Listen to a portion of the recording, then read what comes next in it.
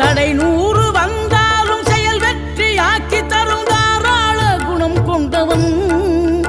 நீ வலை வீசும் அறிவுக்கு தொலைவானவானாகி மாறாது அருள் செய்பவன் தீராத காதலோடு திருவடியை தொழுபவர்க்கு திரவியமே தருகின்றவன் நீதாராள உள்ளமோடு தவக்கோலம் கொண்டு பெறும் தார்மீக பொருள் தந்தவன்